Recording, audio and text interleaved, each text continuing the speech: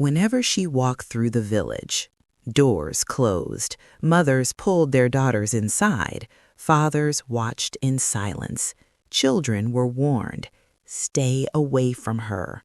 No one ever explained why, but years later, when the truth finally came out, the village realized something too late. They had been hiding their daughters from the only woman trying to protect them. The village believed in order.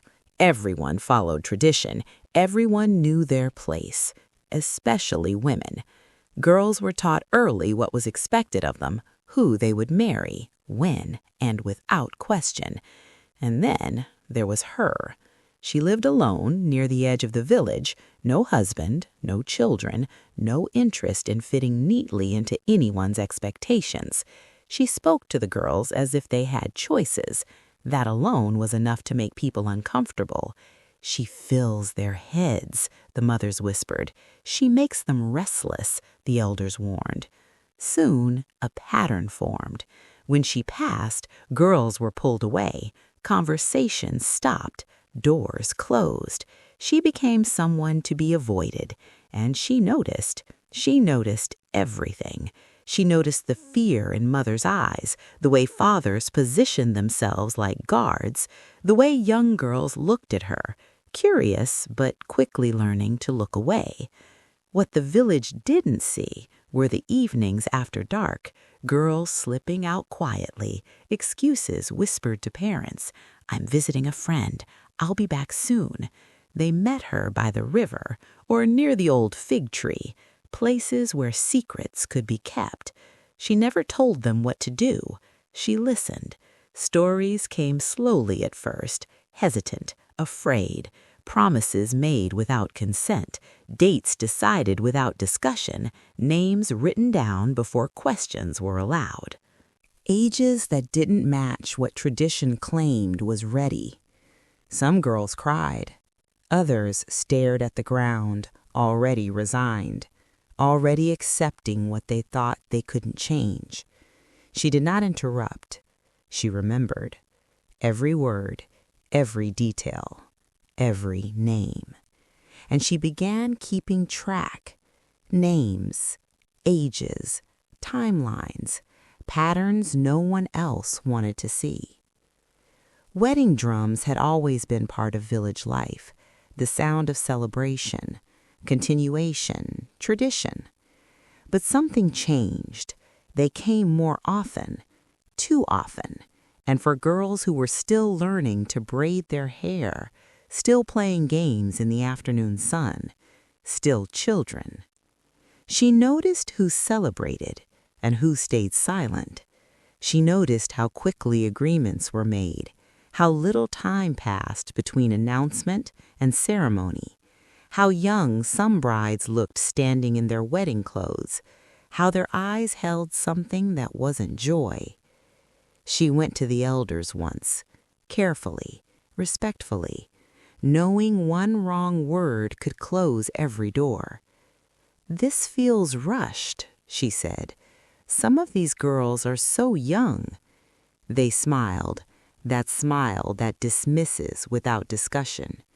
This is tradition. This is how we protect them. Do not interfere. She said nothing more, not to them. But she didn't stop listening. She didn't stop documenting. She didn't stop believing that truth, when spoken loudly enough, could no longer be ignored. While others slept, she wrote, by candlelight, by moonlight, dates, ages, names of witnesses, who arranged what and when, details that seemed small but together told a story the village refused to acknowledge.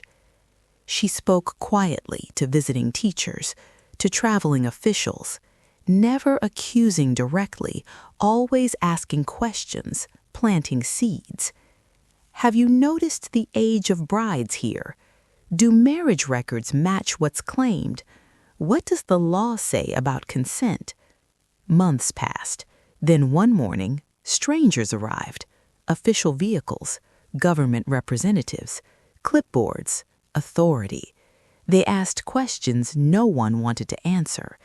Meetings were called, emergency gatherings. Families grew nervous, defensive. Names were read aloud, ages repeated, timelines questioned, documents requested that suddenly couldn't be found, stories that didn't match, witnesses who remembered things differently when officials were listening. Some arrangements were stopped immediately, ceremonies canceled days before they were scheduled. Others were delayed, investigated. The drums fell silent, and slowly, painfully, the village realized the woman they feared had not been corrupting their daughters. She had been documenting what no one else wanted to see, recording what everyone had normalized, protecting them in the only way she could, by making invisible suffering visible to those with power to stop it. Girls returned to school. Classrooms that had been half empty filled again. Conversations changed. Questions were allowed where silence once lived. What do you want? How do you feel? What are your dreams? Questions that had been dangerous became normal.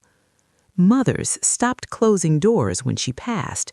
Some nodded, a gesture of acknowledgement, of understanding that came too late but mattered nonetheless. Others thanked her quietly, voices soft with shame and gratitude mixed together. She never asked for recognition, never demanded apologies. She simply continued walking through the village, this time with doors open. Years later, mothers tell their daughters a different story, not of a woman to fear, but a woman to remember.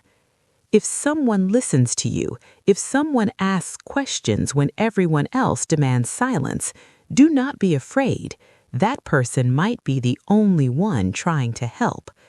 And when they speak her name now, it is no longer a warning.